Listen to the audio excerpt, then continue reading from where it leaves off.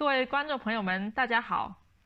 我们今天非常荣幸的请到了我非常尊敬的一位老师，2008年诺贝尔经济学奖获得者保罗·克鲁格曼教授来接受我们的专访。克鲁格曼教授是自由经济学派的代表人物，理论研究领域是贸易模式和区域经济活动。他先后于耶鲁大学、麻省理工学院、斯坦福大学和普林斯顿大学任教，目前是纽约城市大学的荣誉教授。克鲁格曼教授的主要研究领域包括国际贸易、国际金融、货币危机与汇率变化理论。他创建的新国际贸易理论，分析解释了收入增长和不完全竞争对国际贸易的影响。他在1991年获得了被誉为比诺贝尔奖更难取得的克拉克经济学奖，并在2008年获得了诺贝尔经济学奖。同时，他也是《纽约时报》著名专栏作家、意见领袖，并在推特上拥有全球460万粉丝，并被美国经济学会票选为最受欢迎的在世经济学家。克鲁格曼教授拥有28本著作，他的最新著作《Arguing with Zombies》英文版已经出版，一经出版，在美国、亚马逊等各大网站便迅速成为畅销书。在2009年中国行后，克鲁格曼教授甚少接受中文媒体的采访，所以今天我们非常荣幸，克鲁格曼教授抽出宝贵的时间，接受我们的首次中文媒体的独家个人专访。下面就有请我们尊敬的克鲁格曼教授。Good afternoon, Professor Krugman. Thank you so much for joining us. Haven't seen you for a couple of months. Good to see you again. How are you doing? I'm fine. I'm safe. I'm healthy, and I'm bored. I'm in lockdown like everyone else. Okay, great. That's why we do this interview. Hope you get some interesting parts, and we can discuss some challenging questions. I believe the last time that you talked extensively to the Chinese audience was a long time ago in 2009. You shared the popular book In Manhattan Apartment story in class. I found it quite interesting, and it really rings the bell since many Wall Street professionals have heard of the Coppola model. Would you mind sharing that story again? Sure. I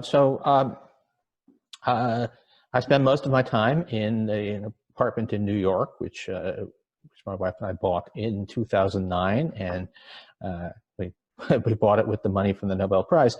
And so we were looking at apartments in early 2009, and I couldn't resist. I would look at people's bookshelves, partly for hints as to why they were selling their apartment. And sure enough, quite a few of them had books on the Gaussian Coppola on their shelves, and other things like that, but especially I noticed the Gaussian Coppola because that was a big tool that Wall Street was using to price risk, or so they thought. And so obviously the people selling apartments were Wall Street quants who'd been laid off and needed to ditch their expensive Upper West Side apartments in Manhattan. So I was the beneficiary. It turns out I bought at the bottom of the market, although that was mostly an accident. Wow, yeah, that sounds great. Actually, at that time in February, you mentioned 2009, I was also around that neighborhood. I was at a short-term program at Columbia University. Right. And I remember later that year, you went to China for a tour and also went to my college. I was also there, but of course, I was watching you from TV since you were too popular and we couldn't get the tickets. Oh, yeah.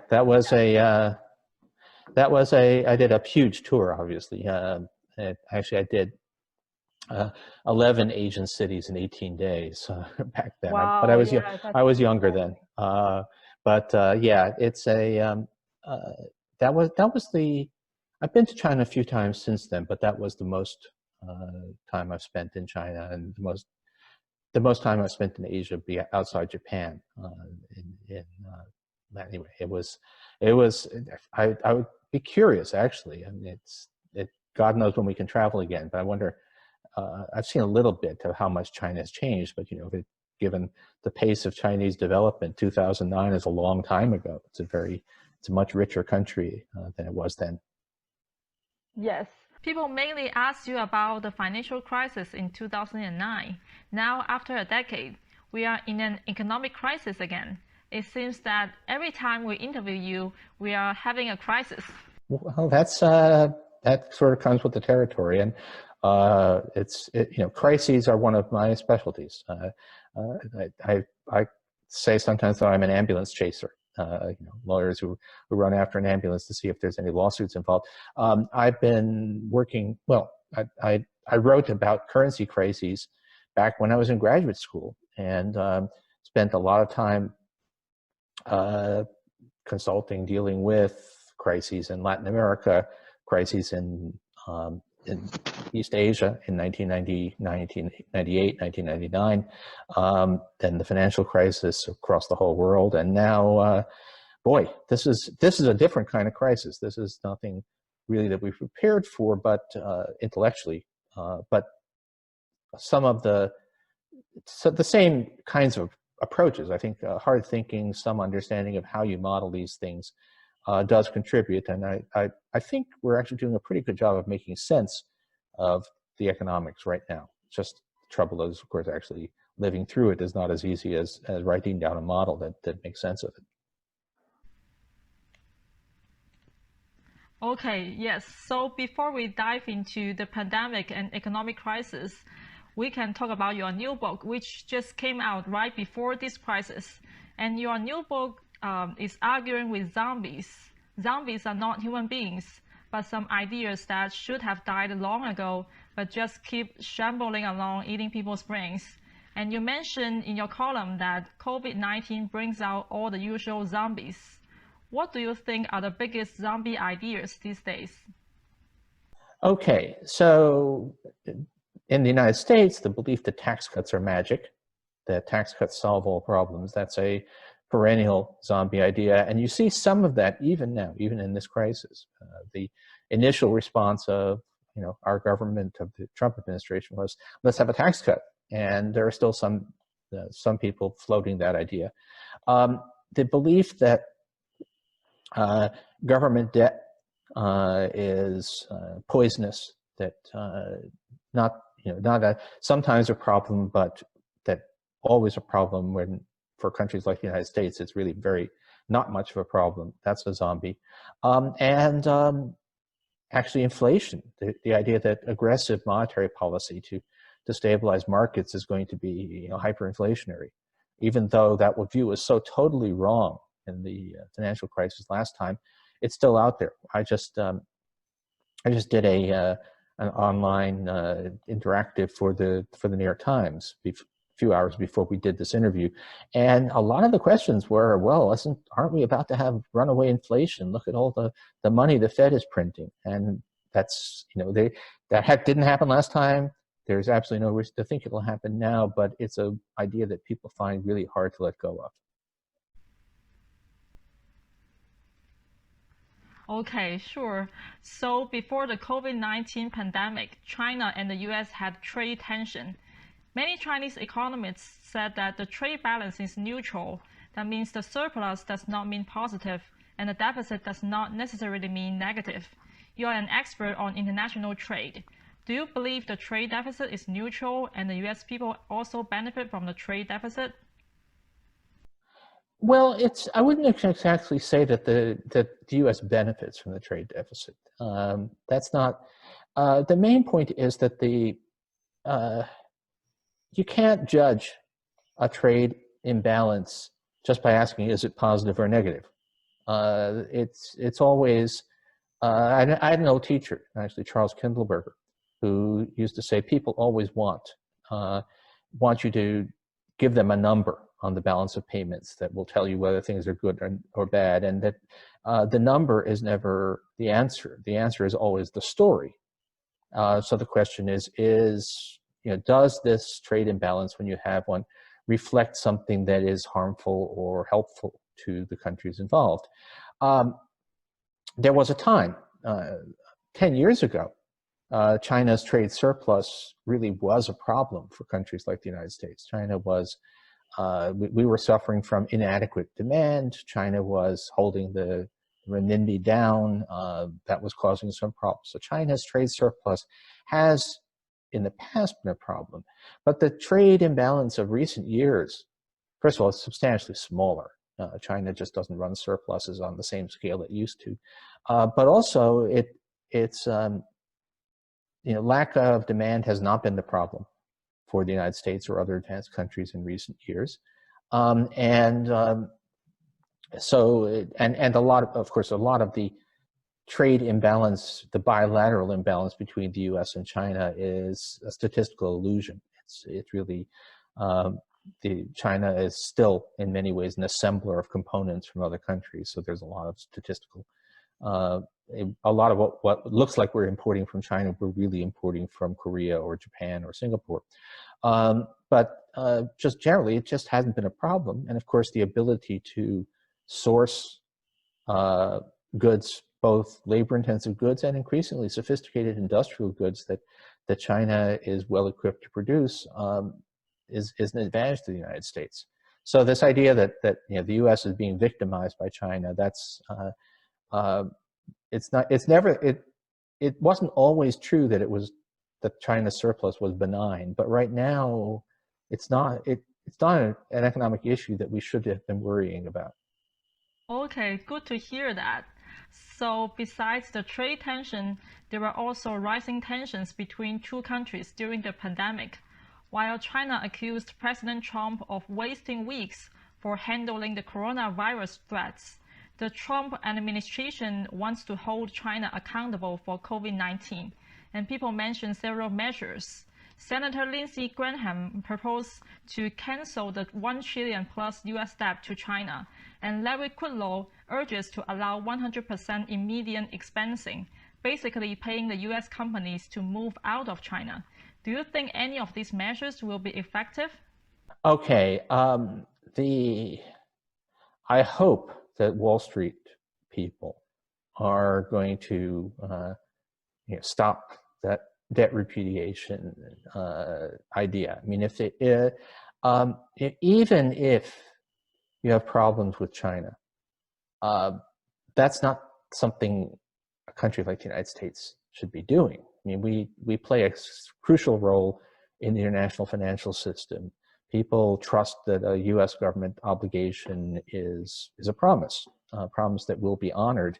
And even if you say, oh, this country, they behave badly, so we're going to punish them, who's to trust that the United States will make those judgments fairly, appropriately, that it's going to be, I mean, particularly current administration, nobody trusts their judgment much on this. And what it would do is immediately, it would turn U.S. Treasury obligations, U.S. debt, into an unsafe, politicized asset, which would be disastrous for the whole world economy. We would be taking the world's premier safe asset, the foundation on which an awful lot of world business rests, and turning it into maybe we'll pay it, maybe we won't. So that's a really terrible idea. As for paying companies to move back, that would be a massive violation of international trade rules. And even if you have complaints about Chinese policy, which we do, you don't go ahead and just rip up the rule book completely unless you are prepared to say we want a world without rules. The United States, this trading system that we have is something that basically the United States built. We tried to create a system where international trade is governed by rule of law, and we shouldn't be the ones to rip that up. Wow, it's so great to hear you say that. So let me say, I mean, I just want to break it.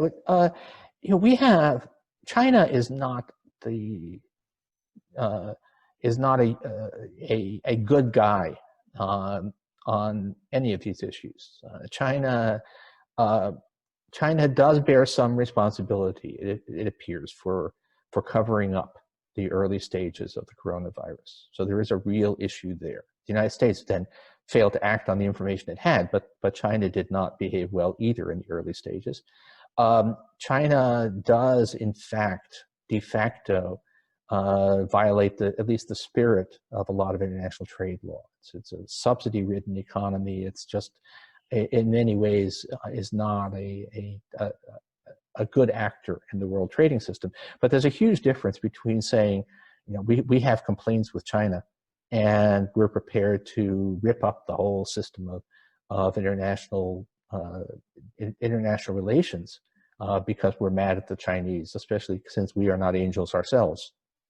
Okay, thanks for the clarification. So if Democrats win the presidential election this year and become the majority in the Senate, do you think the trade tension between China and the US will mitigate? Trade tension will mitigate for sure. I mean, one of the things to say about, just leaving aside what's right or what's wrong, one of the odd things about Trump's protectionism is that it's not coming from a broad-based coalition. There's not a huge protectionist sentiment in the United States. The public is not actually demanding it. There really aren't very many important constituencies demanding it. This is a personal obsession of Donald J. Trump. And so a lot of that would go away. Now, that doesn't mean that it's all going to be, we're great friends again. While there is not a deep-seated protectionist sentiment in the United States, there is a lot of negative sentiment about China. Some of it justified, some of it not justified, but in any case, the point is that it's going to be, some of that's going to continue. So I suspect that a lot of the Trump tariffs would come off, but probably not all of them. And that relations will never be the same. I mean, it was already happening before, even before the 2016 election. Hillary Clinton had already declared that opposition to the Trans-Pacific Partnership.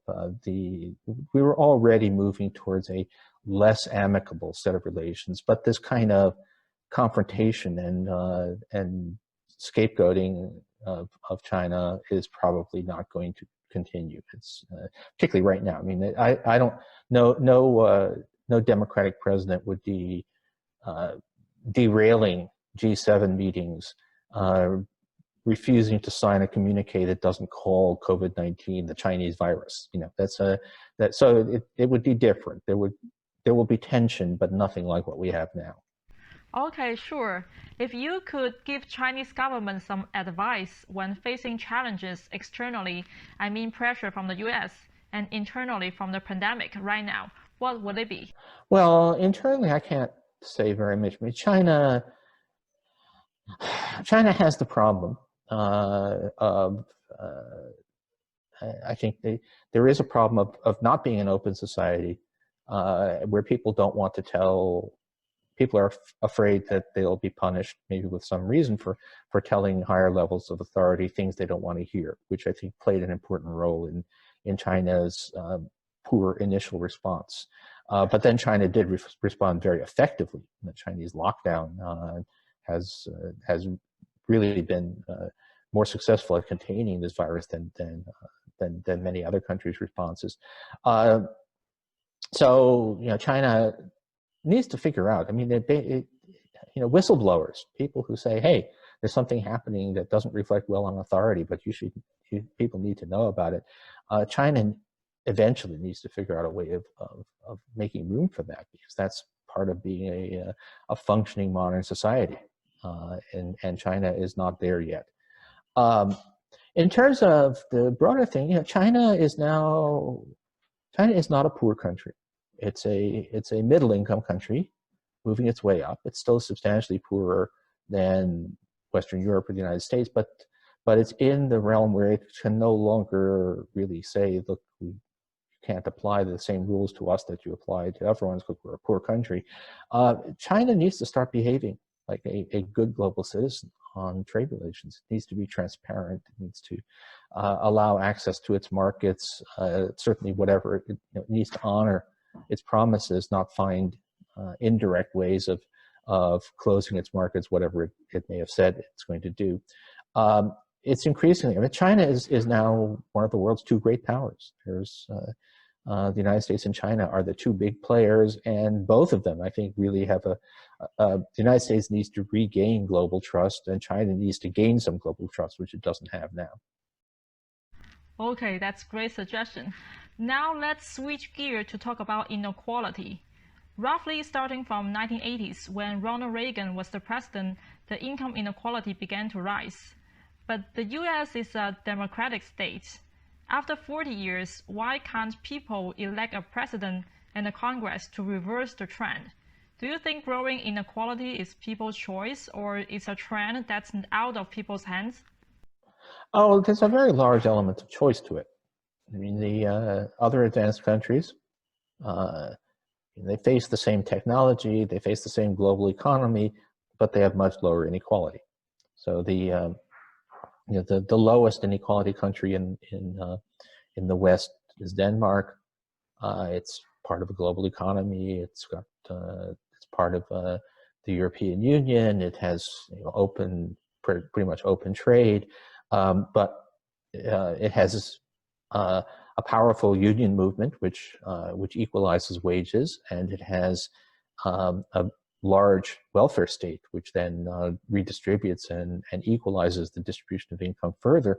Now, the United States hasn't gone there, although we do more than people realize. I mean, people I think don't understand how much difference, in a way, Barack Obama made. I mean, he substantially raised taxes on high incomes, and he greatly expanded benefits in the form of healthcare to people with lower incomes. So it's not as if we never do anything. But we all have the U.S. It's not a mystery. The U.S. uniqueness is really just about one thing, which is race. The difference between us and Western Europe is that, by and large, in Western Europe, you see a poor person, you think that could be me. And in the United States, you see a poor person, and pretty often that poor person has a different skin color, and you think of it as one of those people. And that's at the root of everything that makes America different. I think we may be becoming a better society in that respect. We're, despite everything that's going on, we're less racist than we were. We have more explicit exploitation of racism in our politics right now than we have for a while. But I think the underlying racism is actually weaker. But the U.S. difference is all about race. It's all about shifting the focus away from inequality towards the difference between people with white skins and people without. And it's an ugly fact. But I think there may be some hope there. You mentioned the Obama administration. You are a strong supporter for massive investments in infrastructure and welfare. However, even under the Obama administration, we didn't see much progress in these fields as expected before. What do you think will be the ultimate solution to these social problems? Okay, I mean, the thing about Obama, he would have done much more given a chance. He entered amid an economic crisis and had to pass legislation that would address that crisis directly. I think there could have been more infrastructure even in there. They misjudged the length of the crisis, and if they had understood how long it was going to go, they would have supported more. And I think they could have done things just in terms of legislative strategy that would have made it bigger. But still, the point was that he had 2 years, and then he lost one house of Congress. And there were a lot of reasons for that. But it meant that you had a party that opposed any of this, that had blocking power, that had veto power. So there were no, the votes weren't there to pass legislation that would do major investment in infrastructure. The votes weren't there for really addressing inequality. I actually was at a meeting somewhere in there, I don't know, maybe 2015 or something, with Obama and a group of economists, and he said, I want to hear ideas about things we can do. And then he said, don't tell me that I should spend $1 trillion in infrastructure. I know that. I want to do that. I can't do that. So it was just the U.S. divided government essentially paralyzed the U.S. Now, lots of things could happen in November, but it looks like a real possibility. If given current polls, and God knows what will change between now and then. Given current polls, it looks as if you would have a Democratic president and probably a Democratic Senate, and the Democrats would hold the House. So it could be that as of January of next year, we will be back where we were 8 years ago, with a Democratic legislature and Democratic president, and a lot more sympathy, a Democratic Party that has moved left and would be, I think, much more aggressive about addressing both infrastructure and inequality than Obama was willing or thought he could be in 2009. So things could change quite a lot. Public opinion in the U.S. is a lot more progressive than actual U.S. policies, and Democrats have had a really hard time tapping into that. But maybe this is the year that all changes. Wow. So you do think the COVID-19 may change the U.S. presidential election landscape this year? Well, it looks like it may be. I mean, it wasn't totally clear to me what was going to happen regardless. But everything that critics of Trump were saying, that he's incapable of formulating serious policy, that it's all they're incompetent and corrupt and refuse to face reality. All of that seemed not to make a big dent in public opinion, as long as the economy was growing and the stock market was rising. And then here we have this pandemic, and I think the public does now understand that it was terribly handled. And the best advertisement for Democrats turns out to be Trump himself. I mean, at this point, anytime you try to even talk about Trump policies, people start talking about him suggesting that people use disinfectant, inject themselves with disinfectant, and making himself a laughingstock is a pretty good advertisement. But the truth is that obviously the specifics are nothing that anyone saw coming, but right from the beginning, a lot of us were saying, this administration is not ready to deal with any actual crisis that's generated from the outside. And Trump had 3 charmed years in which all of the problems that he faced were problems of his own creation. And now for the very first time, he's facing a massive problem that wasn't of his own creation and is bungling the response. Okay, sure. So in your book, you wrote an article, "Don't Blame Robots for Low Wages," and you mentioned that workers' declining bargaining power is the root reason.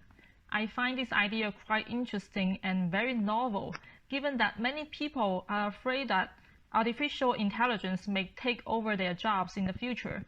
Do you say that today's workers should form unions to gain back their bargaining power? Oh yeah, I mean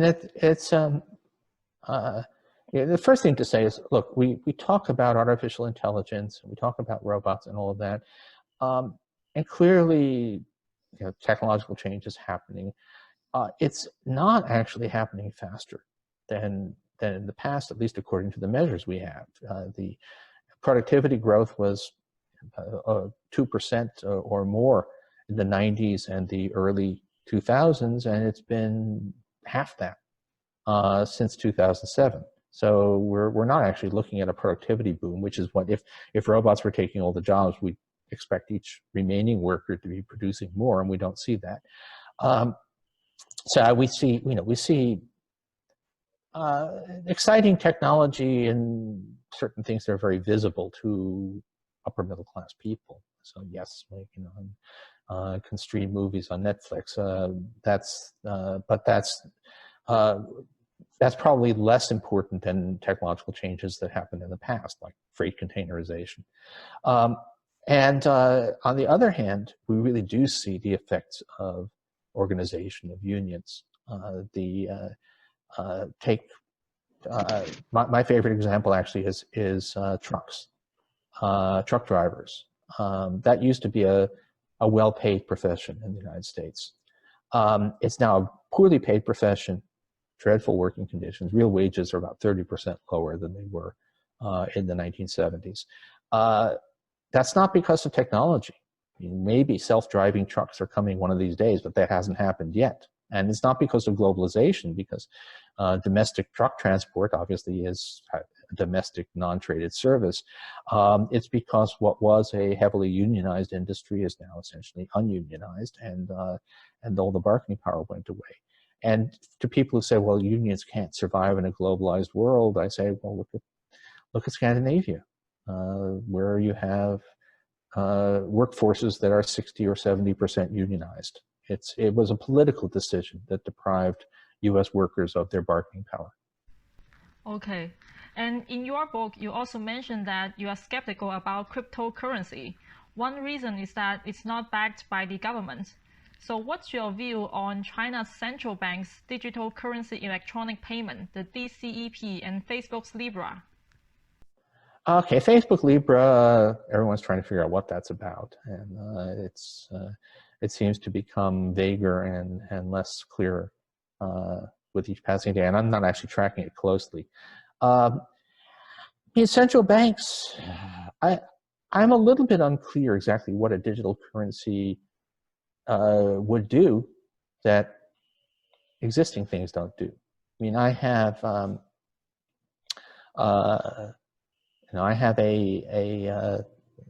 debit card that's linked to my bank account, and the bank account is actually guaranteed by the U.S. federal government, and so it functions a whole lot like a digital currency. I can pay quite a few things by directly linking to my bank account. So, I mean, actually, right now, I haven't made a payment with physical currency for a number of weeks because we're in lockdown, but I'm continuing to buy and do business, and it's all digital, and it's all ultimately backed by the U.S. federal government, because banks are supported by the FDIC, and the Federal Reserve stands ready to intervene to make sure that financial markets keep functioning. So, if we have something fancy that I don't know exactly why blockchain is helpful here or anything else, not clear that it makes a difference. A lot of it seems to be like inventing the wheel all over again. Or, it's like there were some stories of companies that sold perfectly ordinary products and changed their name to add blockchain to it, and their stock soared in value, but they didn't actually do anything different from what they were doing before. So I think that's kind of where we are on digital currency. Okay, I totally agree that US, we don't need cryptocurrency in our daily life. But what about people in Argentina, Cyprus, and Greece, that their government credibility may be weaker than the blockchain credibility? So people use cryptocurrencies, they can put their money in cryptocurrencies that are linked to the US dollar. So what about them?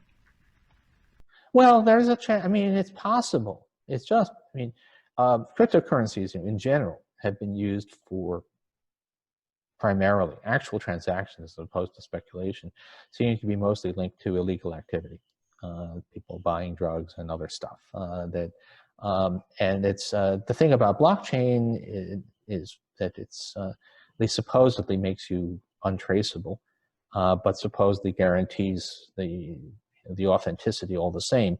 So it's conceivable that if you're in a country that has a history of inflationary policies or just or of confiscating money, that people might be looking for, right? It is true that $100 bills are a really pretty lousy asset. They don't return anything. they're costly to transact with, and yet there is a large demand for $100 bills out there, mostly outside the United States.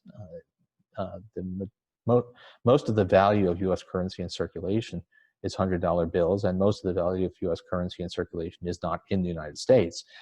So you could say maybe digital currencies can serve a function that is kind of similar to that of $100 bills. Not clear that that's a socially desirable thing. I mean, but anyway, if what happens is that digital currencies are the way that drug lords and smugglers manage to conduct their transactions in a high-tech manner instead of with brown paper bags full of $100 bills, yeah, I guess that's a valid role.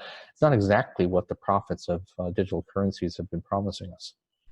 Okay, sure. So now let's move on to the recent economic development. In your column, you wrote 3 times, "This is the way the world ends." What significant changes to the world can you foresee after the COVID-19 pandemic? Okay, well, I mean, that was quoting poetry, of course. That was T.S. Eliot. This is the way the world ends, not with a bang, but with a whimper. But and it's not the end of the world. I think it's still very much up in the air how much will change. We're at some point, some combination of vaccine or failing that, eventually herd immunity will bring this pandemic to an end. The questions are how long and how many people will die along the way, but it's not without limit. Will people behave differently? Will the economy be differently structured as a result? And that we don't really know. I mean, it's are people going to want to not live in dense urban centers, or will they say, okay, well, that was a one-time event and return to the virtues of density? Will people go to crowded restaurants again? And this is, I have no real expertise here, but my experience in general has been that people's memories are shorter than you might expect. It would take only a few years at most for most of the behavior of people in the economy to return to what it was. The advantage, all the things that made us want to do things the way we were doing them will eventually start to outweigh the fear factor. It won't happen right away, but there's people are booking travel on cruise ships for 2021. Wow. It sounds to me to be totally crazy, but apparently there's a lot of people booking cruise ship vacations. I mean, my view is that cruise ships were actually disease prone even before COVID-19, and anyway, they're kind of horrible, but personal judgment. But people, I think we might be surprised. You can see occasionally we've seen some U.S. states open up their beaches, and suddenly the beaches are full of people, crowded, which suggests that when it's actually safe, which it is not yet, but that when it's actually safe, people may go back to being exactly the same way as they were before. Yes, as you mentioned, now about 9 states have reopened, and many more will reopen the economy in 2 weeks. Some people are arguing the government cares more about markets, economy than people. Do you think it is the right thing to do, to reopen, and people will actually follow the social distancing rule and curves remains flat, or it will be a disaster that we will see more states calling for aid soon? Oh, I think it'll probably, I mean, one question is, even if states declare reopening, despite what I just said, I think a lot of people will still be doing social distancing for a while.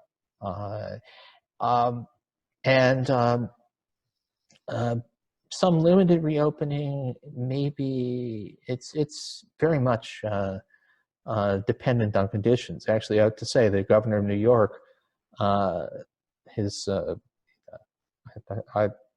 press conferences are a whole lot better to watch than the president's.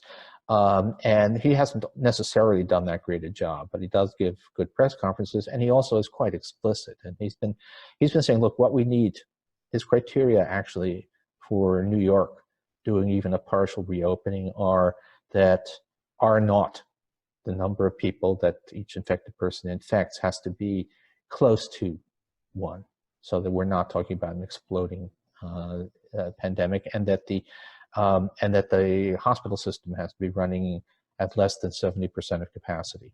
That gives you an idea. You need to be at a point where you're able to deal with this.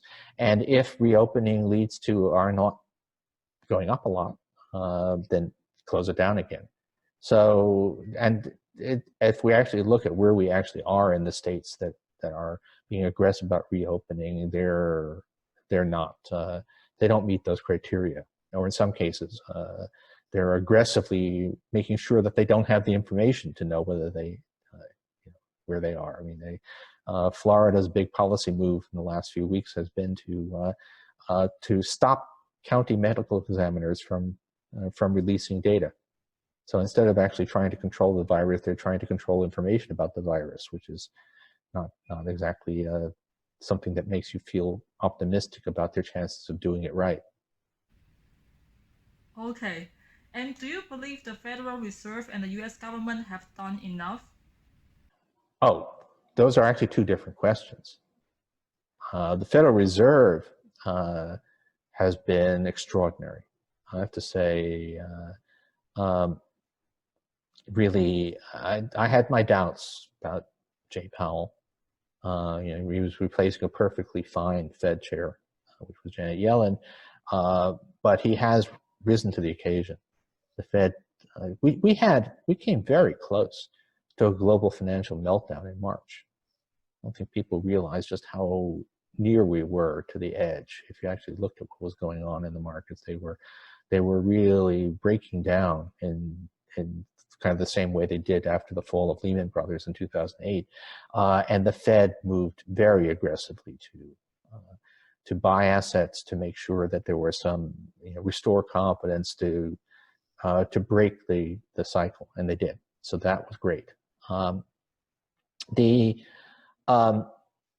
that's the Federal Reserve. The U.S. government, Congress passed a relief package that was better than what I feared.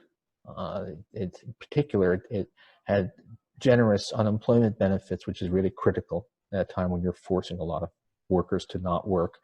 It included small business loans that were favorable for companies that used the money to maintain payroll. So that was good stuff, except two things. The package left out one critical part, which was aiding state and local governments. There just wasn't very much money in there, and that's a huge issue. We're having a gigantic revenue hit and a looming fiscal crisis for states and cities that is going to do huge damage unless it's addressed soon. The other thing is implementation. I mean, we passed generous unemployment benefits, but then left it up to state unemployment offices to administer the benefit, and they just don't have the capacity. I mean, even in states that are generally pro-government, they don't have the capacity. New Jersey put out an urgent call for people who know how to program in COBOL, which is it's like ancient Sumerian. It's a programming language nobody knows anymore, except that their computers are so old that they're programmed in this antique language. That's telling you how far the infrastructure has declined. And we could have done it differently. Canada has a similar unemployment benefit. It actually looks a lot like the US benefit, but they're administering it through a newly created federal office, which has a portal and a hotline, and Canadians who seek unemployment benefits because they've been laid off because of the virus can get the money comes in a few days, whereas in the United States people are waiting weeks, and many of them have yet to see a penny. So we mishandled that, and then the small business loan program has been a nightmare. Congress ran it through commercial banks. They allocated an inadequate sum of money on a first-come, first-served basis. The result has been chaos, with a lot of the money going to the wrong people. So, we did in principle the right sort of thing, but the implementation has been disastrous, and we failed to bail out the states, which is a critical failing. So far, it could have been worse. There is something, and some states are getting their act together. I believe that if you look at Massachusetts, increasingly New York, New Jersey, they basically Northeast and now California. Basically, the blue states, I think, are starting to get their act together on unemployment benefits, but a lot of the country is not. Wow, that's very insightful, and you do know the details. While we have many investors are concerned with the markets, do you think U.S. equities have seen the bottom? Damned if I know. I mean, nobody's any good at forecasting stocks. That's certainly not me.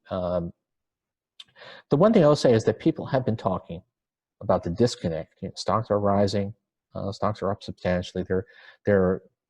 They've regained half the decline that took place earlier this year. Which means that they're back more or less at the levels of late fall last year when the economy was looking pretty good. And people are saying that's crazy. Isn't there a huge disconnect? What people say that are missing is that the main alternative is bonds. And interest rates have crashed. Interest rates are way, way down. So that and of course, low interest rates, falling interest rates is rising bond prices. So if you like, stocks are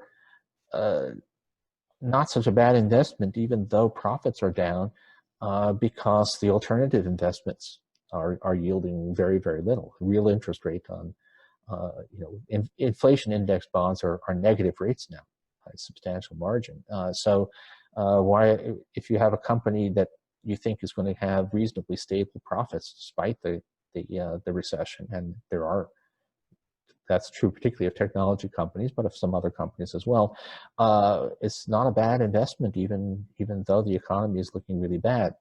I've been actually doing some comparisons between corporate equities and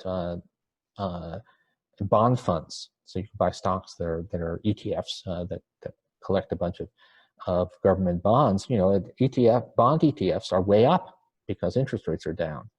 And if you think of Apple or Google as being in effect something almost like a bond. I mean, there's a company that's got a steady stream of revenue from its monopoly position.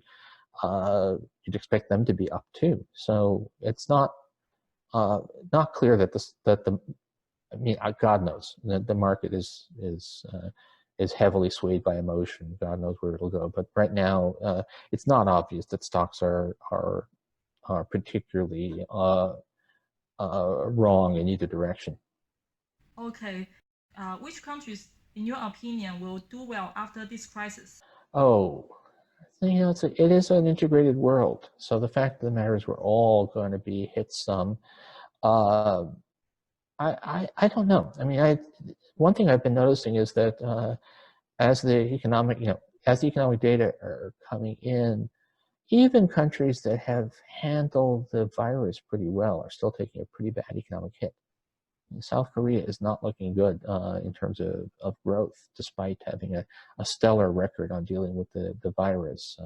I don't think we know yet about New Zealand, which seems to have actually beaten the virus, but still, they've almost certainly suffered a pretty big economic hit. And I'll tell you who I think is probably worst off is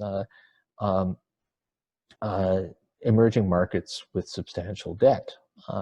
Because although the Federal Reserve did a great job of stabilizing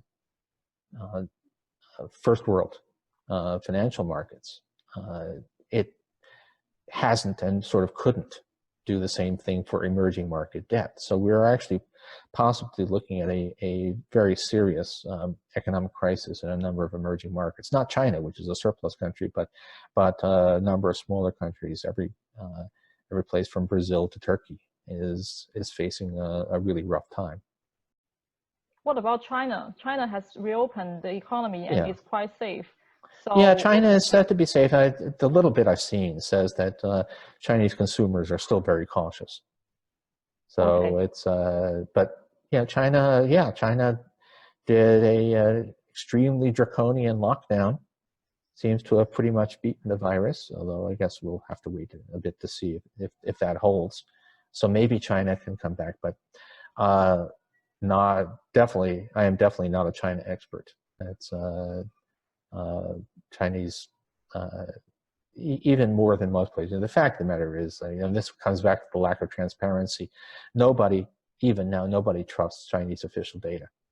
You go when China reports a growth rate of 6%, and if you're at a meeting where people are knowledgeable, everybody talks about why did China decide to say that growth was 6%. They don't say why did it grow 6%. They say why did China decide that was what the number would report. So nobody trusts the data from China. Well, I got your point. While some investors expect a V-shaped or U-shaped recovery in the US, others believe it will take several years to regain the pre-crisis level of output. What is your opinion of the recovery? Yeah, I think it's not.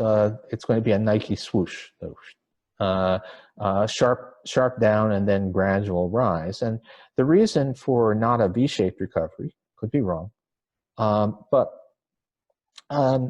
because we haven't had adequate support for individuals, businesses, local governments, there's going to be a hangover.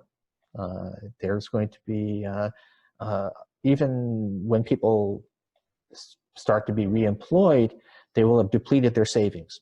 So they won't spend because they're going to be trying to rebuild their bank balances.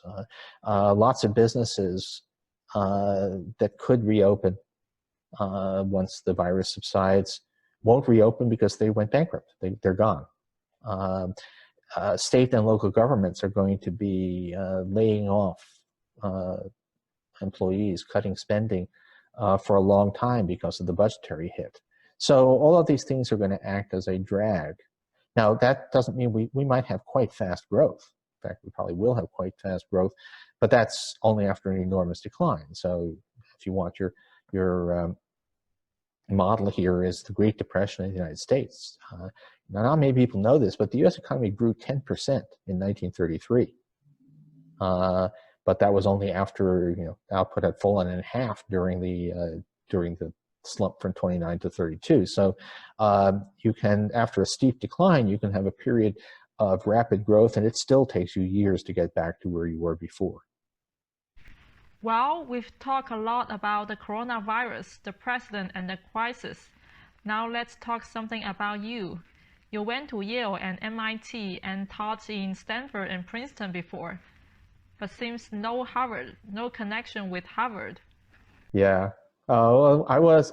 It turns out, as when I was a high school senior, I applied to Harvard and they turned me down.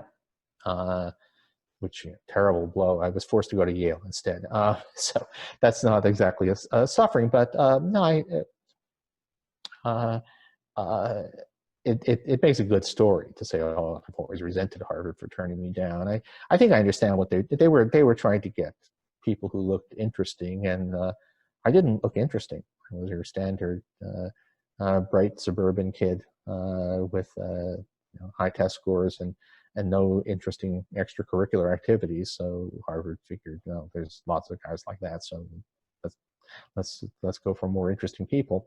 So all right, so it went, and it just has never actually. I mean, I spent a long time at MIT, which was at the time I was there was the place to be.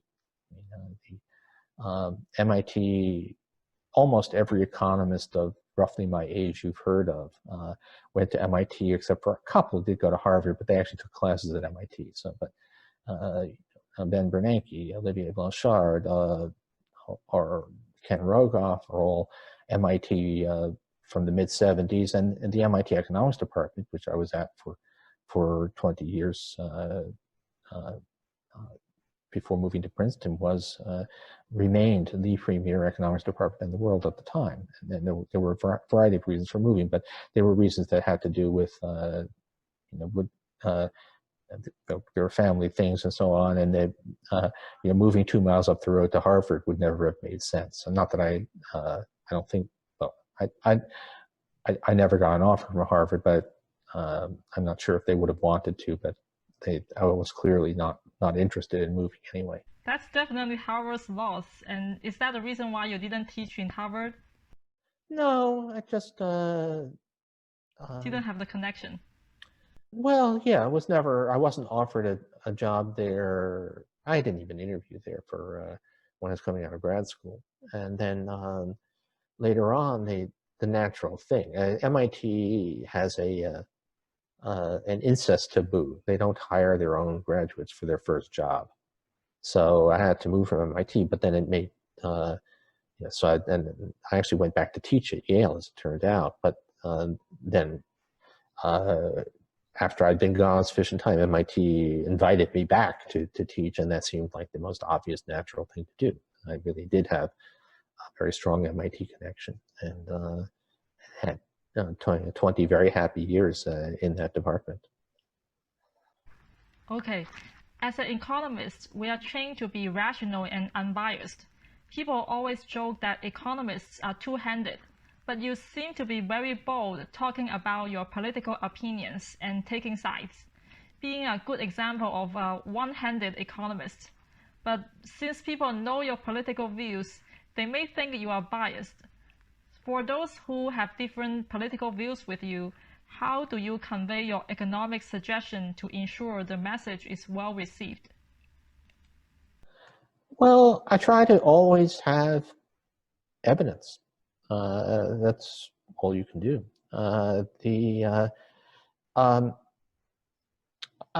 So lots of people won't listen regardless. There's just a heavy politicization of everything. So you do what you can do, but you know that you're never going to get through to some people.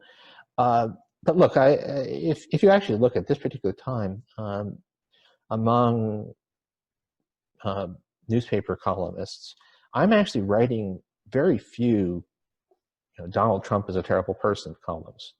Other people can do that.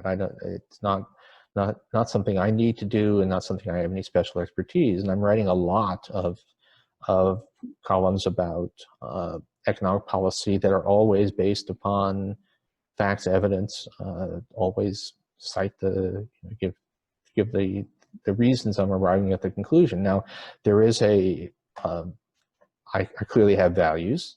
There are political preferences, and to some extent, those political values shape at least which subjects I consider. So I'm not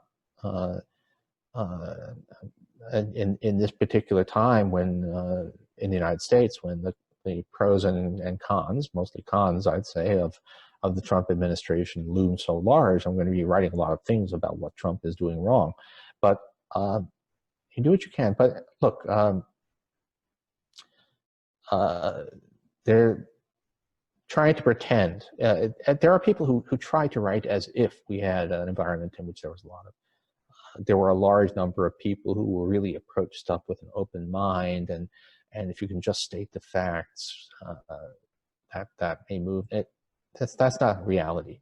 And particularly if you're writing for a mass media, really, which is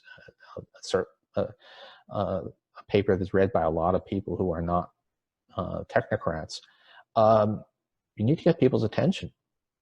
If you write bland technocratic columns, no one will read them. You have to make them a little bit funny, a little bit savage, in order to get people's attention. John Maynard Keynes, who certainly was I would say one of probably the two greatest economists ever, at one point said that words ought to be a little wild, because they are the assault of thought on the unthinking. I'm getting that quote more or less right. And that's kind of where I feel I am. Yes, I get your point. So this is your 28th book. I'm amazed that you still keep up so much information, do so many interviews, and write so many books. In your current stage, what's your drive to work every day? Oh, partly it's that the world is a mess, and anything I can do to make it a little bit better, I will. At this point, I have no ambitions. There's no promotion I want, no job I want. I do not want to go into a future U.S. Government. I'm 67 years old. I think I'm feeling pretty good for my age, but I've done pretty much what I wanted to do. Trying to enjoy life a little bit, but the craftsmanship. One thing to say is that at a certain point, ambition is behind you, but the satisfaction of doing a job well, and that includes doing economics well, includes writing newspaper columns well, becomes an important part of your life. So I really do find that I care a lot about getting up and spending the day doing some good stuff. What about mentoring young economists and leaving a legacy of your ideas and thoughts? I try to do that. Now the truth is, you have to say people have limitations. I think I'm an okay teacher. You would know better than others, but it's there are economists who really leave behind a long trail of distinguished students. And I'm not one of them. I have some really, really very good students, and I hope that who I think have made some really positive contributions. But I don't do big research projects. I'm a kind of a lone wolf writer and one who does stuff that comes, rather. I often am not exactly sure what I'm working on until suddenly I realize what it is and it's done. So that makes it hard to have a lot of students who are working with you and for you. So I've had some, but it's if I had to say one of the regrets, if I could do it over, I maybe would try to see if there wasn't some way to be doing more of the mentoring. But I've done some. Okay. Well, the next question I sort of could guess the answer, but I still need to ask on behalf of the audience. If everything goes back to normal, what is the first thing that you want to do? I guess it's either going to your favorite restaurant or some standing-only indie rock band. Am I right? No, that's right. At the indie rock bands, definitely. I mean, restaurants I like, but coffee shops I like. But the thing that sort of is a late life discovery is that I like indie rock, and I love the experience of the really informal, real experience of being in a standing room only concert with a glass of beer in my hand and seeing some band performing. I mean, actually. Not something that's been done many times and edited and produced, but the raw, real thing. And so, God knows when that restarts, but that's something I'm really missing. I mean, I'm watching a lot of my favorite musicians are doing great performances from their homes on YouTube, which is a consolation and a satisfaction, but it ain't the same thing as going to a concert. Yes. So talking about rock band, did I mention to you that I actually also like to sing rock? My first employer in Princeton had a rock star karaoke contest, the biggest company activity every year, and I was voted #1. Because no one in the whole company could expect an Asian girl like me could sing rock. Oh, that's amazing. That's great. That's completely new to me. That's great. Well, if and when we're finally back on the ground in New York, I'll have to hear you sing. Wow, thank you. And I know you are not a big fan of traveling, but after the pandemic, do you have any plans to go to China? No, not currently. I mean, there have been several invitations. In fact, there was I probably had actually been working on an Asian trip involving a couple of stops for, I guess it would have been about a week from now, because the group of 30 was going to meet in Tokyo, and then I was probably going to go and do a talk or two in China and Singapore, all of which, of course, is we did the group of 30 by Zoom a couple of days ago. But not at the moment. At the moment, it's all up in the air, and no one really knows when travel can resume. I also had 2 bike trips that were planned for this summer. Right? Portugal was one, and then England was the other. And obviously, both of those have been had to be canceled. So God knows. But yeah, I will say I love the bike trips. I'm okay with some business travel, though not too much. I'm doing a lot more TV than I normally do, because the time saving involved in not having to go to the studio and sit in the green room and wait for your 4 minutes. Instead I can be I'm doing a lot of TV from right where I'm sitting here, as you see me now, because it's which it happens to be the dining room table in our Princeton house. So maybe we can be doing more of that. Actually, we're going to try to. I'm working with my speakers bureau to see if we can be doing some more video events.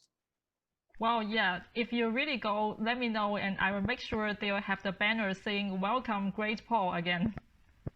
Oh yes, that was in Guangzhou. That was 2009. That was, unfortunately, I don't seem to have a picture in my. I don't know where the digital picture went, but yes, that was funny. But I'm not sure. I mean, I haven't gotten a sense. By the way, some countries, I know the slightly peculiar English, which I saw in China. Then used to see South Korea. Used to be. They were not that. Not, of course, not. Being an American, I don't speak anything, but their English skills were limited. But that was then. South Koreans that I deal with are amazingly fluent in English now. So probably China has made some strides there as well. Okay, that brings to the end of our interview. Thank you so much again for your time and for so much insights that you share with us, Professor. Thanks. Stay well and safe. Hope to see you back in school. Okay. 好了，我们再次感谢克鲁格曼教授宝贵的时间和深刻的见解。克鲁格曼教授最新著作《Arguing with Zombies》已在各大网站有售。好了，克鲁格曼教授中文媒体的首次个人独家专访就到此结束，感谢大家收看。